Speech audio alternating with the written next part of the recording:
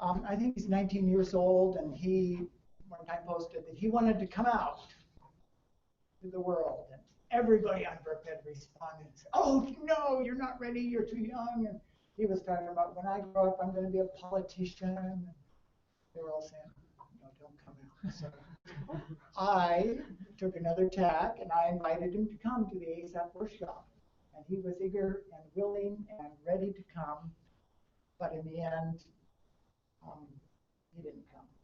He couldn't afford it. Couldn't afford the plane ticket, whatever.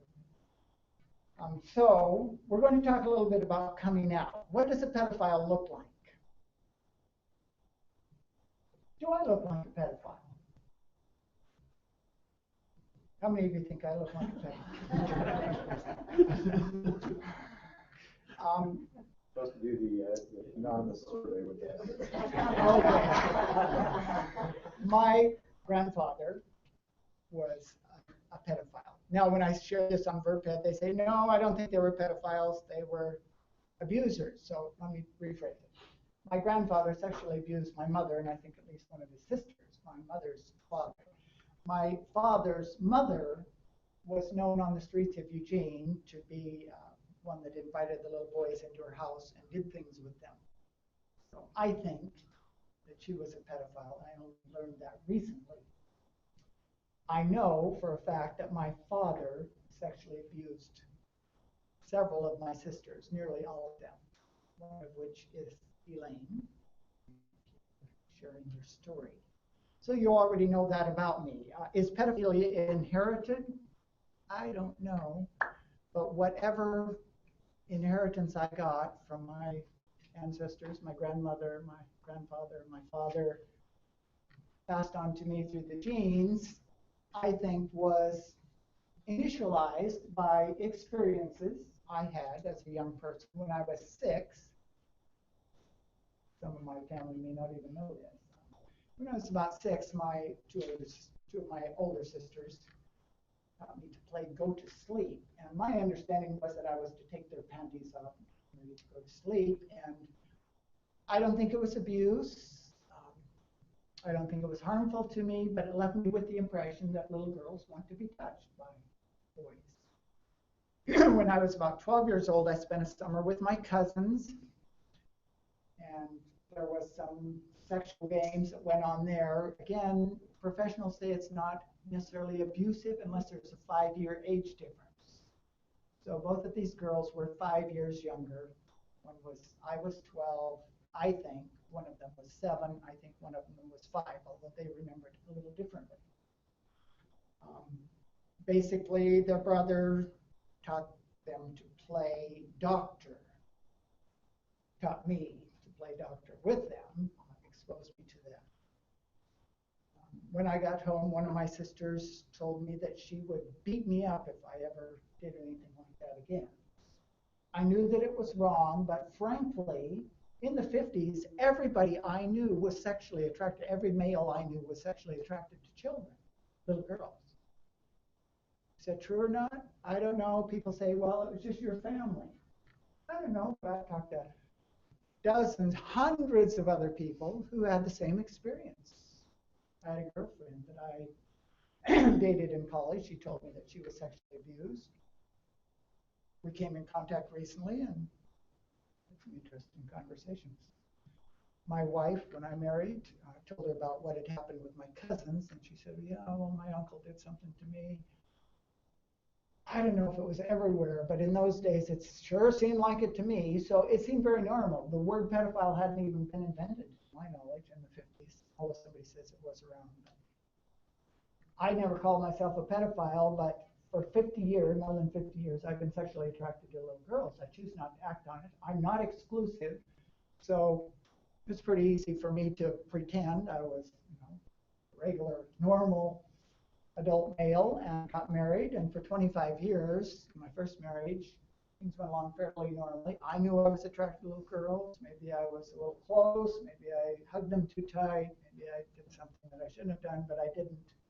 I've never penetrated a child. I've never, what I would call, had sex with a child. I haven't had any sexual interaction. So I choose not to do that, but I struggle with it, and I had nobody to talk to. I bore it all alone. And so then I was single again in the late 90s, 97, 99. I spent some time out in the South Pacific, a lot of little girls running around naked there in Kiribati. And I struggled with it, and I came back and talked to a counselor that I'd been seeing to try to get my act together while I was single, and told her I was attracted to a little girl. She said, no, I can't deal with that. I will never see you again. And so she abandoned me without a referral. Hey, you guys weren't here yet. There's probably nobody out there for her to send me to. So I was at more risk during that time than I ever have been, because I felt so hopeless, like a ticking time bomb, ready to. But life went on, and Tabitha and I got married. We met on Christian singles dating. Built a log cabin down in Chiloquin, built some rooms upstairs so our grandchildren could come and visit us. I have 3 children, 10 grandchildren. Never had any problems with my children or grandchildren. Sometimes it's either incestuous or not incest. To me, it's like the Westermark effect that some of you have heard has more to do with siblings, but I think it applies to me too, because I cared for these babies when they were little.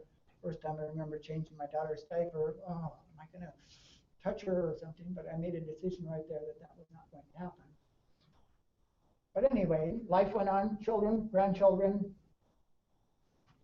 Now we decided, they didn't come to visit us, so we decided to have foster children. Well, why didn't I tell my wife that I'd sort of, well, I didn't feel like coming out. So we had foster children. Things went fairly well. Had a 10-year-old girl, a couple little 2-year-olds.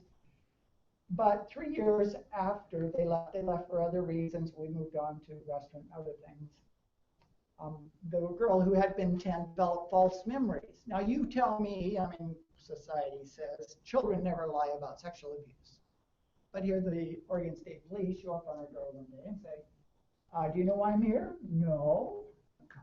So anyway, they proceed to tell me that this girl had disclosed that I lay on the bed naked with her. That never happened. And they said, well, she said that you put your penis inside of her. I said, that never happened. They said, well, will you do a polygraph? I said, sure. So I contacted a lawyer during the intervening time. This was like 2 days before Christmas, 2010. So I said, the attorney said, oh, don't do their polygraphs. So I called them and said, I'm not going to do the polygraph. And they kind of were expecting that, because that's what lawyers tell them not to do, because they're going to find something you did wrong. They're going to do something. So you say, well, maybe it's out there. Maybe they're going to come and arrest you. Maybe they're right here at the door today. I know that that's not happening, because I know that that did not happen. And sure, she could falsely accuse me, and something could come of it, but I don't think it's going to, because I'm actually become close friends with the district attorney. I mean, she knows who we are. She knows what we're doing with this. So as a result of that experience, I came out to Tabitha and told her, I didn't do it, but this is where I'm at. I'm attracted to kids. So she encouraged me to become a licensed professional counselor. And so I promptly went online, because I didn't want to go away to school. We lived down in Southern Oregon in Chiloquin, and so I went to Walden University, master's degree in mental health counseling, and almost completed it when I was at a residency right here in Portland. Now, the week before I had come to this very building, those rooms over there were about 50 people. I mean, it was full, whatever that room holds. The room was packed. And Steve Jensen, Corey Joel Jensen were there. They're become good friends of mine. But anyway, the next week I was at the residency downtown Portland, and the group, we had small groups of students. They want to kind of eyeball you and say, you're crazy. So, got together with the students and the instructor, who happens to live right over here in Lake Oswego, Dr. Capuzzi. His wife's name is Susie. So, Susie Capuzzi. Anyway. He said, I want you guys to share something you're really dealing with. And when it came my turn, I said, well, if I shared what I'm dealing with, you folks would all reject me. I went around the circle a bit, and a girl came back and said, we wouldn't reject you. I'm upset that you said that. And so I said, well, I'm sexually attracted to children, and they all rejected me. Actually, the students were pretty good about it. But after that, I went to a table where they were all sitting. I think we were having a meal or something. And it was like, nobody talk to me. They don't know what to say. Scary. So I was at another session a couple hours later talking about suicide, and Dr. Capuzzi comes walking up. And I think, he gets it. He understands I'm suicidal because I've come out and now everybody hates me. Then he comes to me. He didn't say one word to me after that. He said, come with me. So he took me in before the council, the administrative council, and they promptly said, you've got to leave the premises right now. Get out of here today. And so I left, and they said, you can complete it. First, they promised me they'd do some re-education programs, reprogram my mind, but then they backed out on that. And by January, they dismissed me from the university. So I had this book in hand that I just gotten. And this was on October 31.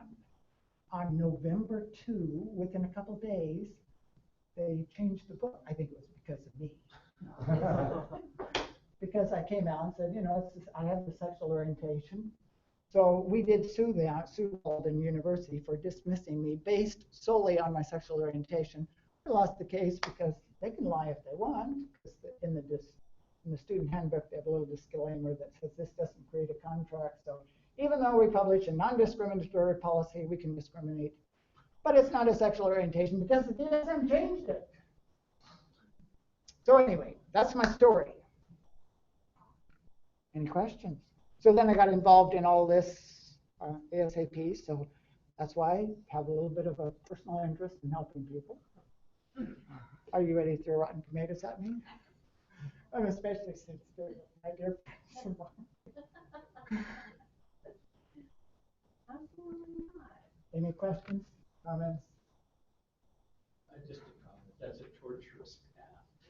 It really is. Thank you for being here. Thank you for coming. Despite There were hundreds of us. I will let Tabitha share what it was like for her from her perspective. And if we have family members here, people with pedophilia, you can ask her or ask Elaine. She didn't even get it. I told her, and then later on I said, I said, you never told me that. So she didn't hear it the first time. Gary, can you pass the mic? Sorry. We're limping because we both did the Portland Marathon yesterday. Actually, we're not doing too bad, except I had an injury to start with. So apart from being a little tired, that's what we were doing yesterday. And if any of you guys were here, you knew it was raining. That's why we chose today to have the conference, right? Good grief, yeah. So anyhow, I'm going to be brief. I'm not often brief, but I'll try and be brief. And I've put this into 4 ideas here.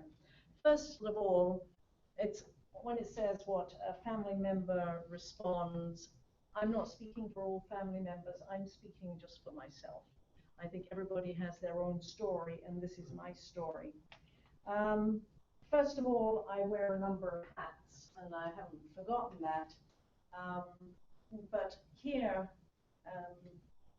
as a wife, the reality of your spouse being a pedophile, whatever that is, or sexually attracted to children, is a problem that I never wanted, I never asked for, I still don't want. And I just wondered if that was familiar to anybody. Whether you're your family or the person, you did not ask for this, you don't want it. Well, I didn't want it, I didn't ask for it, I don't like it, but it's how many people would be. The next hat that I wear is my role as a health educator. So intellectually, I think it's very important that there should be something done, like we're doing today. That there should be people examining legislation that should protect children, that people should be more aware of what the big picture, not just their little piece of it. It is multifaceted like anything. Like I think of, head injuries, spinal cord injuries, and wearing helmets on motorcycles, stopping smoking to reduce cancer, these sort of things. It's not just one thing that gets to the end result. And we have reduced a lot of spinal cord injuries. We have reduced lung cancer and lung disease because a lot of people got involved with the legislation locally, education to children, to adults, wherever, and demanding laws being initiated to, hey, you got to wear a helmet whether you like it or not. That's in California. I think that's the same here, isn't it? So I am very, I feel that the education is important, and as a wife, I feel that's important. And so we need to get that across. My third hat is I'm a Christian. And I know a lot of people aren't Christians, and there are a lot of bad Christians around, and we wish they were all wonderful people. They're not. But as a Christian, I feel that we, as I mentioned before, should be doing something to protect children as well as to inform people. Again, education is a big thing. It is a really big thing.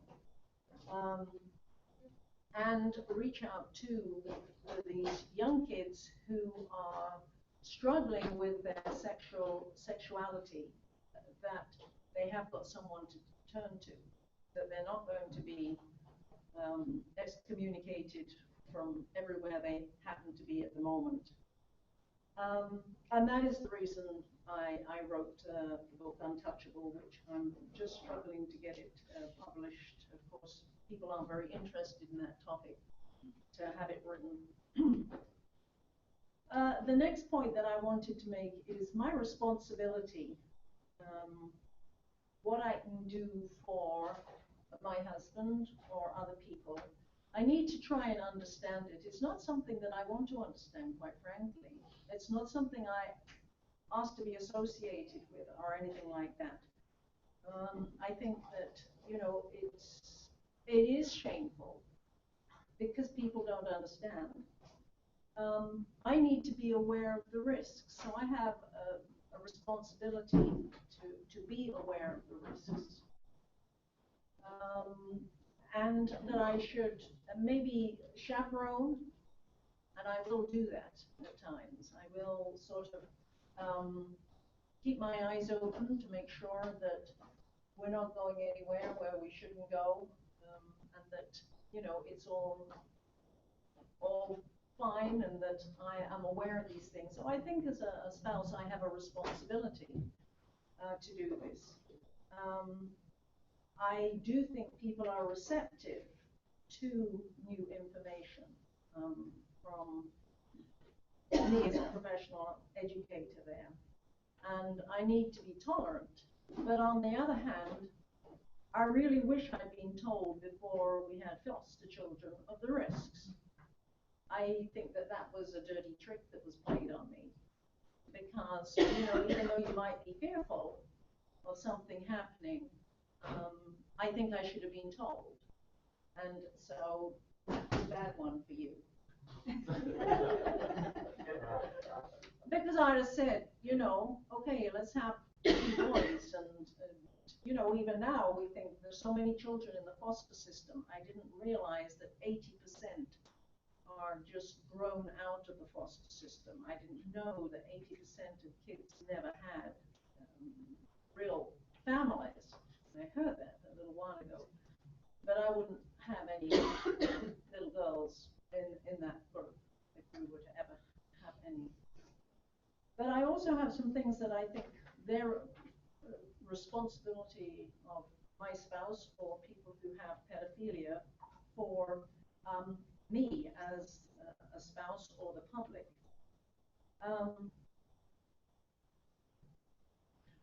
People need to be aware of it. They have to go through that shock. And it is shocking. It is not something we want to hear. It's, you know, it's a bad thing to hear. I'd much rather hear some other information than that. But I think they should tell their siblings or their parents or something like that. If they feel that parent or sibling is understanding, tolerant, and of course they might not be. So I do think people should take the bull by the horns somewhere, even if it's finding support in their action. I do think that they should look for some people who could counsel them. We're glad that we have counselors that could do that. They need to talk to someone even if they haven't acted on it. They need to find those people, and that's what education will do, enable more people to understand pedophilia and what it is. Should the spouse pressure? Should the spouse put pressure on them to get counseling? I think they should actively seek it. I don't know how much pressure one should put on the spouse to go and find treatment. But I think if you feel that you are okay on your own, that's not fair to your brothers and sisters and mothers and fathers and wives and children, because you might not be. And if you have done nothing to try and assist yourself, that's not fair on us. We've already got a burden put on us. And you need to do the best you can. And as we know, it's not easy to find somebody. And so it's like, you know, a never-ending circle at the moment.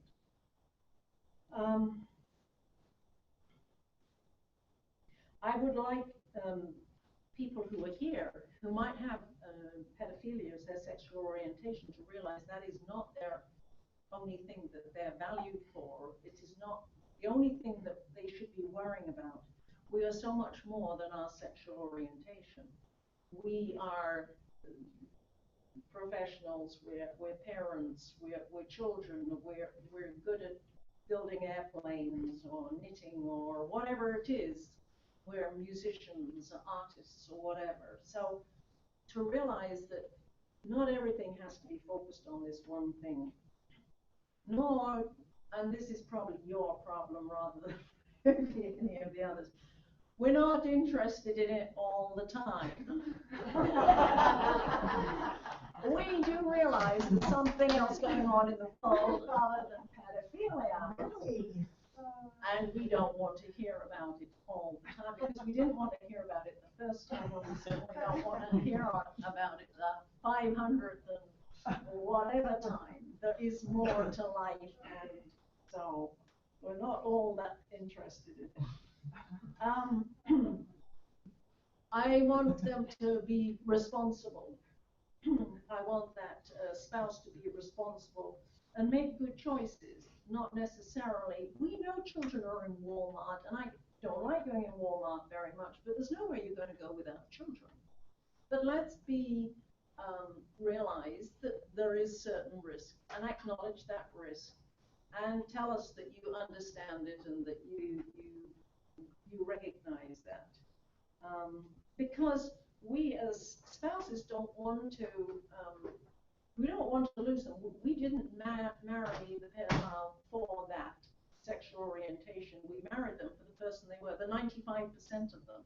You know, everything else that made them up, not just this one little bit. So, but the consequences are, if they did something and they were being flippant and, you know, not worrying about things, we could lose an income, we could lose our house, we could have tremendous shame, whatever could happen. So you have a responsibility to look after us, to look after your mother if you're not married, because, you know, don't do things and don't go to places where the risks are high if you feel you can't deal with it. Because it's not fair. You have some responsibility to whoever you're related to, whatever relationship it is.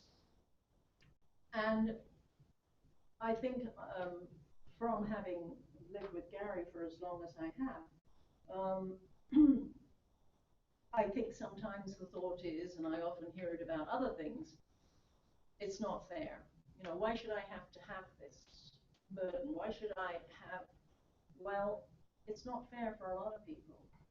Life is not fair. And so just because you have this, it's like, grow up, 95%, 98% of your life is as fair as it is for any others. It's just a little bit of it. And let's do what we can to make it better. But, you know, it's unfair for all of us, whatever it is we want to say, you know. You're not being picked on. This is who you are. This gives you qualities that other people don't have. But I guess that's pretty much it. I want to keep it short and maybe some questions about it. We appreciate your perspective.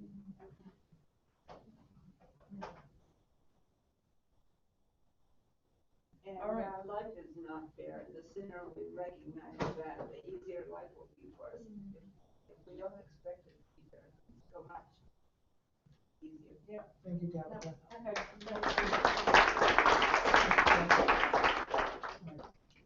I noticed they just brought the lunches. I don't think they're hot lunches, so we can leave some there. If you're okay with, we're running a little bit late, but I want to give Dee and Aaron, if you want to put the microphone on. Dee, would you like to start introduce? Sure. Were you okay with the mic, the camera? We're just doing voice for him, so I've got to do a little bit of rearranging here.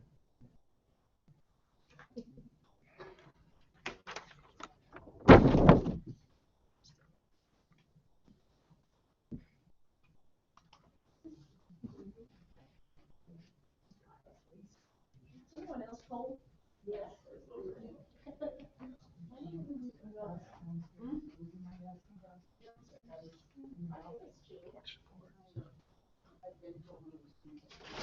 I will probably shoot a little bit of you if you're away from him. If you're not, we won't. I mean, it doesn't matter. I mean, don't purposely stay away, but I'm just saying I'll probably shoot a little bit of your reaction. Gary? Well, first of all, thank you, Gary, for inviting us to come. Thank you for inviting us to speak. I won't be speaking. Aaron has a presentation, so I'm going to send it over to him. But I just wanted to introduce, well, I guess myself, both of us. I work in Canada, so we're the international crowd. I've been working with offenders for about 30 years now. I started off working in the prison system, so for about 10 years I worked with convicted sex offenders.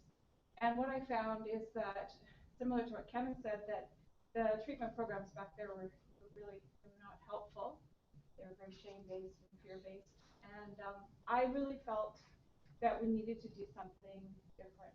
And although I don't specifically only work with offenders, I actually run a private college in Vancouver, and I on the side work with people who struggle with pedophilia and porn addiction.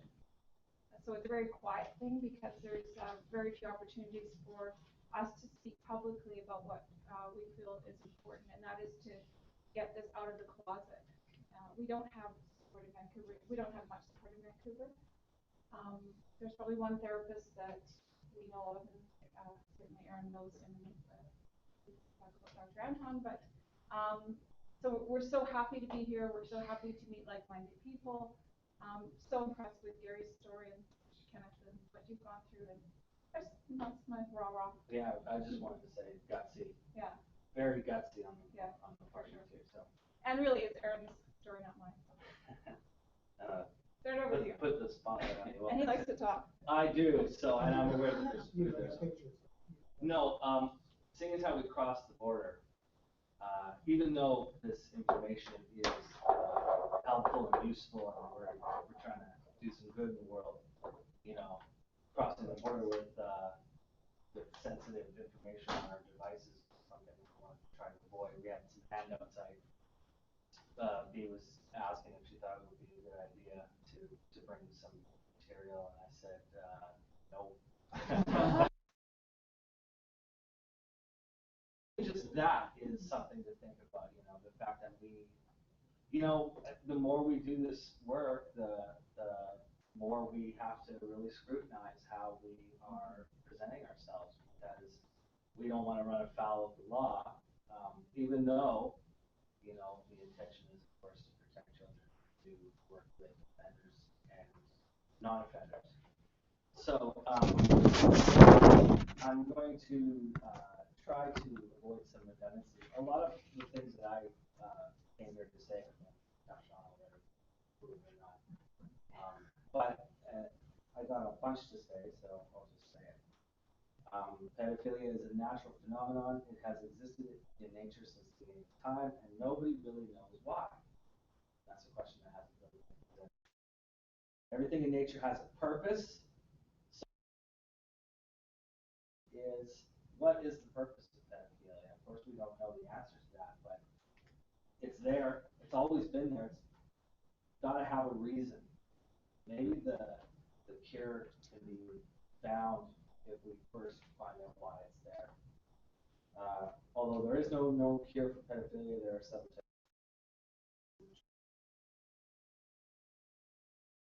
detail.